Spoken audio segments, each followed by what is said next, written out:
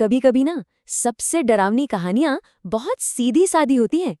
आज हम ऐसी ही एक वायरल कहानी की चीर-फाड़ करने वाले हैं, ये समझने के लिए कि आखिर इसमें ऐसा क्या है जो लोगों को इतना डराता है। तो चलिए शुरू करते हैं ये सफर। तो कहानी शुरू होती है एक बहुत ही सीधे लेकिन अजीब नियम से। एक ऐसा नियम जो दिमाग में तुरंत एक सवाल खड़ा कर देता है कि भाई अगर दरवाजे के पीछे कुछ है ही नहीं तो उसे बंद रखने की इतनी जिद क्यों। और बस यहीं से डर का खेल शुरू हो जाता है। तो कहानी का पहला हिस्सा ये हमें उस माहौल में ले जाता है जहां डर यूं कहिए कि धीरे धीरे अपनी जड़ें जमा रहा है। ये सिर्फ एक दरवाजे की बात नहीं है, नहीं, ये उस अनजाने खौफ की कहानी है जो हमारी सबसे सेफ जगह मतलब हमारे अपने ही घर में पल रहा है। सोचिए, एक बच्चा है, एक पिता है और घर के एक कोने में एक कमरा जहां जाने की सख्त मनाही है। अब देखिए, किसी भी बच्चे के लिए घर से ज्यादा महफूज जगह और क्या होगी। लेकिन जरा सोचिए, क्या हो अगर उसी घर में एक ऐसा दरवाजा हो जिसके पीछे जाने से रोका जाए। ये कहानी ना बचपन के ठीक उसी डर को पकड़ती है जब हमारी कल्पना हर बंद दरवाजे के पीछे कोई ना कोई मॉन्स्टर बना लेती थी। और फिर साल गुजरते जाते हैं, वो कमरा एक पहेली बन जाता है। पर वो सिर्फ एक खाली कमरा नहीं था। नहीं, रात के सन्नाटे में जब घर में सब सो रहे होते थे, उस बंद दरवाजे के पीछे से अजीब अजीब आवाजें आती थीं। कभी ऐसा लगता जैसे कोई चल रहा है, कभी किसी के धीरे धीरे रोने की आवाज, और कभी कभी तो कोई नाम लेकर फुसफुसाता था। तो अब तक जिस डर को सालों से दबाकर रखा गया था वो बाहर आने वाला है। कहानी का जो नरेटर है वो अब बच्चा नहीं रहा, बड़ा हो चुका है, और अब उसकी हिम्मत उसके डर पर भारी पड़ रही है। और बस यहीं से कहानी एक ऐसे मोड़ पर पहुंचती है जहां से पीछे लौटना मुमकिन नहीं है। तो एक रात आखिरकार उसकी हिम्मत जवाब दे जाती है और जिज्ञासा जीत जाती है। वो उस दरवाजे की तरफ बढ़ता है और जैसे जैसे वो करीब जाता है, अंदर से रोने की आवाज और तेज होती जाती है। सोच कर देखिए, आधी रात का सन्नाटा, घर में सिर्फ 2 लोग और एक बंद दरवाजा जिसके पीछे से कोई रो रहा है। ऐसे में कोई क्या करेगा? और बस यही वो एक ऐसा फैसला लेता है जो उसकी दुनिया हमेशा के लिए बदलने वाला था। वो हिम्मत करके दरवाजे पर नॉक करता है और अंदर से जो आवाज आती है वो उसे एकदम चौंका देती है। और ये आवाज उसके पिता की थी। एक पल के लिए तो सब कुछ जैसे थम सा जाता है। अगर अगर पिता बाहर टीवी देख रहे हैं, तो फिर अंदर ये कौन है जिसकी आवाज बिल्कुल उनके जैसी है? और फिर कहानी का सबसे बड़ा धमाका होता है। दरवाजे के पीछे से वो आवाज एक ऐसी बात कहती है जो जो किसी के भी पैरों तले जमीन खिसका दे। एक ऐसी बात जो भरोसे की हर दीवार को एक झटके में तोड़ दे।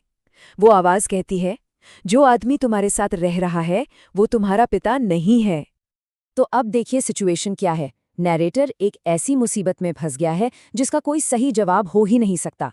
एक तरफ दरवाजे के पीछे एक आवाज है जो कह रही है कि वो असली पिता है, और दूसरी तरफ सोफे पर वो आदमी बैठा है जिसे वो सालों से अपना पिता मानता आया है। लेकिन आज उसकी मुस्कान में भी कुछ अजीब लग रहा है।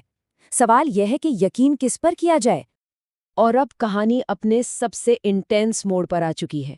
यहाँ एक एक सेकंड कीमती है। एक गलत फैसला और खेल खत्म। ये कहानी का क्लाइमैक्स है जहां डर अपनी पीक पर है और चुनाव करने का कोई रास्ता नहीं बचा। और फिर सब कुछ एक साथ होने लगता है। दरवाजे के पीछे से आवाज चिल्लाती है, एक चेतावनी देती है कि वो दूसरे वाले को और नहीं रोक सकती। फिर दरवाजे का हैंडल अपने आप घूमने लगता है और ठीक उसी पल 2 बिल्कुल एक जैसी आवाजें, एक दरवाजे के पीछे से और एक सोफे पर बैठे आदमी की, एक साथ उसका नाम पुकारती हैं। सोचिए वो पल। उस खौफनाक लम्हे में दिमाग काम करना बंद कर देता है। बस एक ही चीज सूझती है, भागो। भागने के बाद कहानी का अंत होता है, पर किसी जवाब के साथ नहीं, बल्कि एक ऐसे सन्नाटे के साथ जो किसी भी चीख से ज्यादा डरावना है। दरवाजा अब खुल चुका है और जो भी या जो कोई भी अंदर था वो अब बाहर है। बस इस एक लाइन के वजन को महसूस कीजिए। खतरा अब उस एक कमरे में कैद नहीं है, वो आजाद है, और वो घर में ही है, या शायद अब घर में 2 हैं। और कहानी की आखिरी लाइन है, और दोनों आवाजें जा चुकी हैं। बस कहानी खत्म। और ये हमें एक ही सवाल के साथ अकेला छोड़ जाती है, तो फिर असली कौन था? जवाब, कोई नहीं है। और यही अधूरापन इस कहानी को इतना ज्यादा खौफनाक बना देता है, क्योंकि इसका अंत हमारी कल्पना को करना पड़ता है। तो सवाल ये है कि ये कहानी इतना डराती क्यों है? असल में ये सिर्फ एक कहानी नहीं है, ये हमारे अंदर छिपे गहरे डरों का आईना है। तो चलिए अब कहानी से थोड़ा हटकर ये समझते हैं कि डर का ये पूरा मनोविज्ञान काम कैसे करता है और राइटर ने वो कौन सी तकनीकें इस्तेमाल की हैं जो सीधे हमारे दिमाग पर असर करती हैं।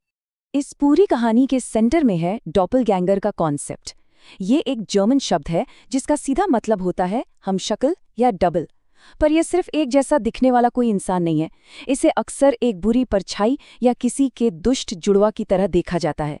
ये उस डर से जुड़ा है कि क्या हो अगर मैं असल में मैं ही न रहूं।